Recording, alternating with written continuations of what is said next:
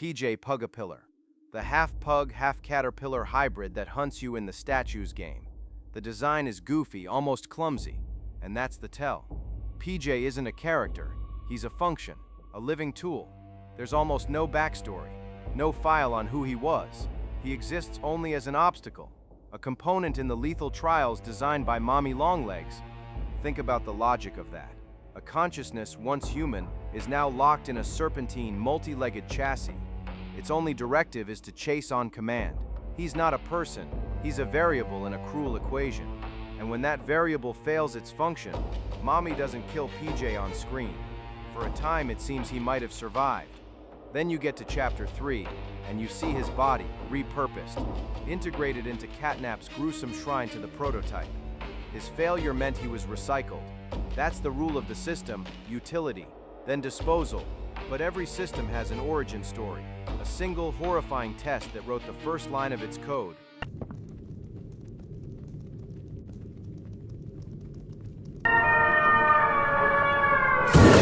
An experiment that wasn't a person, a rat. Experiment 814. This is where you see the source code, the raw, horrifying origins of the transfiguration science. Before they moved to human subjects, they had to prove the core concept: cheating death. An in-game document logs the procedure. It's chillingly simple. Take a rat, feed it, then kill it. Submerge the dead subject in a solution, a gel mixed with poppy flower essence, the key ingredient. After a week soaking in the fluid, a powerful electric shock is administered, an attempt to force a reboot. The experiment was a failure. The rat remained offline. But failure is just data. This wasn't a setback, it was a diagnostic. It taught them the hardware was the problem, not the process. A dead subject couldn't be reignited. They needed a living host. And so with that grim data point, the factory's gaze turned towards the Playcare and its endless supply of living test subjects. Diagnosed with terminal lung cancer. Now, Mr. Clark, of sound mind, has volunteered for this experiment. We have movement. The unnamed orphans isn't a single monster.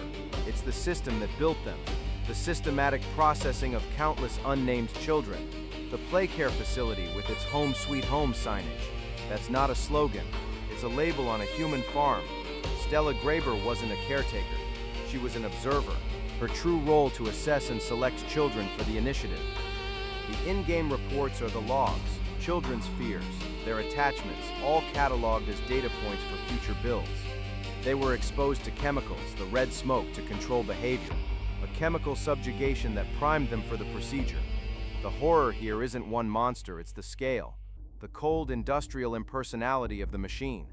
For every named character like CatNap, there are dozens, maybe hundreds of failed experiments, discarded assets, their humanity stripped, identities erased, names replaced with experiment numbers.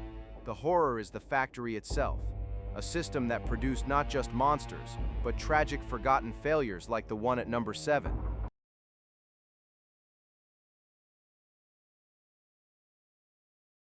Yarnaby, a tragic failure. Unlike experiments designed for aggression, Yarnaby seems to be an earlier, less refined product. The goal was large-scale toys, but the process was unstable. In an ARG file, Yarnaby is identified as an orphan, Quinn Navidson, but there's a glitch in his programming. He formed a twisted father-son bond with the scientist who created him. A child so desperate for a parental figure, he found one in his own tormentor, a psychological tragedy. Yarnaby's animalistic form suggests a flaw in the transfer process. Too much of the subject's humanity was lost, resulting in a more bestial, less coherent being. These early experiments were risky, often fatal. His death, whether by falling into slag or during an escape, symbolizes the lethal consequences of this science. He represents the disposable nature of the program. Yarnaby wasn't a villain, he was a casualty, a glitch in the code that was simply deleted. But not every glitch resulted in death. Sometimes the bug was something far more unnerving, a flicker of the person they used to be trapped inside the monster.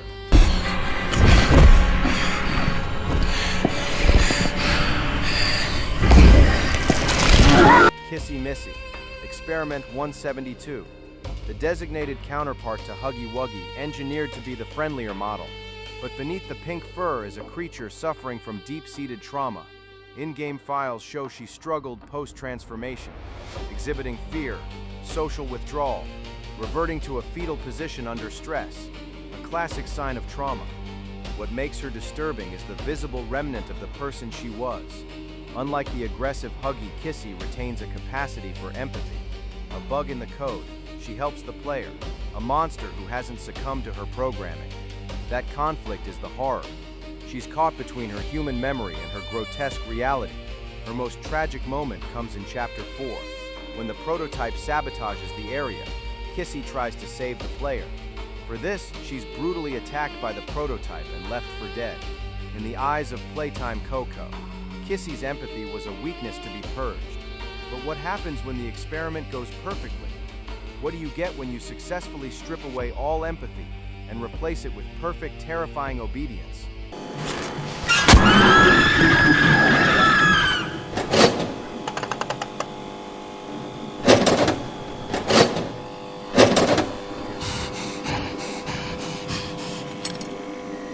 The icon himself, Huggy Wuggy. Experiment 117. He was the company's most beloved mascot. He was transformed into its most terrifying security system. The experiment was a success. The subject, an orphan, became a towering creature of immense strength and, according to one log, remarkable obedience. That obedience is the key. Huggy wasn't just a wild beast. He was a loyal servant, the factory's guard dog. The disturbance is the duality. The smiling, cuddly mascot on the posters, and the creature with an inner jaw of needle-like teeth hunting you through the vents. A complete perversion of his original purpose. A symbol of comfort, twisted into an icon of terror. One report details an escape, multiple casualties, and his uncanny use of the ventilation system. He's not a simple animal. He shows predatory awareness.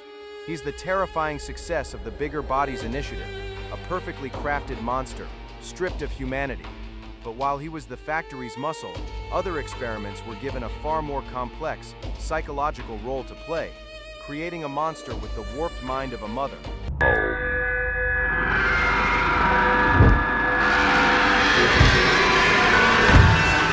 The matriarch of the game station, Mommy Longlegs.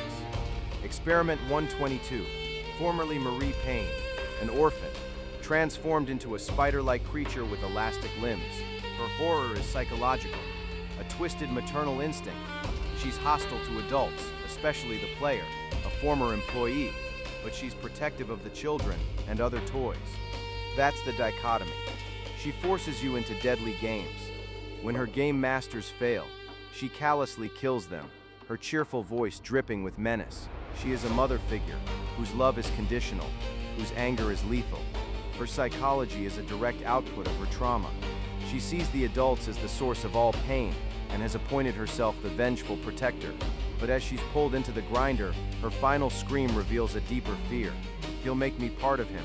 Her protective instinct warped into a monstrous subroutine, but her final screams pointed to a higher power in the factory. Before any of these larger monsters were even conceived, however, there was a much smaller, quieter breakthrough, the one that started it all, the original sin. It will get things started. Obey the rules, or I'll tear you apart and eat your insides while you're still alive. Poppy, the namesake, the first living doll. The experiment that created her was the breakthrough, proof of concept. Using the poppy flower, Elliot Ludwig's scientists created a doll with a sentient brain, designed to be the most lifelike toy ever, capable of conversation. Some theories suggest she was built from the consciousness of Ludwig's dead daughter, a desperate attempt to reverse a personal loss. Poppy's horror isn't monstrous, it's her fragility, her dependency. A game note reveals her withdrawal symptoms. The chemicals that grant her life also created an addiction. Her existence is tied to the substance that made her, a leash. Her personality is unstable. One moment she's a helpful guide, the next she is cold, manipulative. She's playing her own game, manipulating the player to serve her one ultimate goal, destroying the... Poppy is the original sin, an unstable variable who sees the prototype as a monster to be destroyed. But while she plots the system's destruction, another experiment sees that same master as a god to be worshipped. Don't be frightened. I'm going to help you. You set me free. In return, I will help set you free. The guardian of the Playcare, CatNap, Experiment 1188. Originally Theodore Gramble, an orphan. His story is one of radicalization. As a child, he had an imaginary friend who was in fact Experiment 1106, the prototype. Manipulated by the prototype, Theodore attempts an escape and is severely electrocuted. It was the prototype who saved him, delivering him to the scientists for transformation. This event turned Theodore into a zealot. He sees the prototype as a god who saved him. As CatNap, he was given a new function, the ability to generate the red smoke, a hallucinogenic nerve gas. His purpose was to keep the orphans sedated. The boy who tried to escape became the warden. The horror of CatNap is his religious fervor. He hunts you with the conviction of a true believer, protecting his deity. At the end, after being electrocuted again, the prototype's claw descends. CatNap, defeated, raises his arms in a final act of worship. His reward was a brutal death at the hands of the very god he served. So if this is the fate of its most loyal disciple, what kind of entity is the master itself?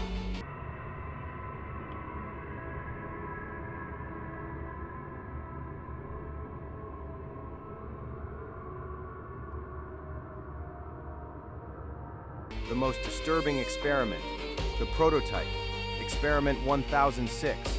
He is not another monster. He is a rogue intelligence, a master manipulator, the central antagonist of the saga. Little is known about his origins, but his file is a log of terrifying intellect. He once deconstructed an alarm clock, weaponized its laser, and used it to disable a security camera, resulting in a specialist's death. The prototype is more than smart. He's a collector. As Mommy Longlegs screamed, he takes the parts of other toys and makes them part of himself. A horrifying, evolving amalgamation of metal and bone. But his greatest weapon is his mind. He mimics voices perfectly.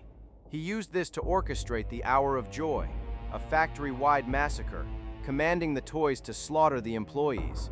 He convinced them it was freedom. It was a lie. His goal is containment.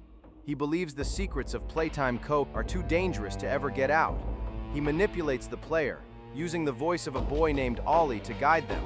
The prototype is the ultimate horror because he's the experiment that outsmarted its creators. He took control. He is the new system administrator, running the prison with a cold, calculating, and utterly alien intelligence.